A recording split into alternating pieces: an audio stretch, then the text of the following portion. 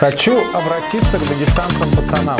Хочу обратиться к дагестанцам пацанам. На самом деле не только к пацанам и не только к дагестанцам, но и к чеченцам, ингушам, жителям Кабардино-Балкарии, Северной Осетии, Татарстана, Башкортостана. Хочу обратиться к пацанам. Бойкотируйте эту процедуру, не ходите на нее, призывайте своих соседей не ходить на участки.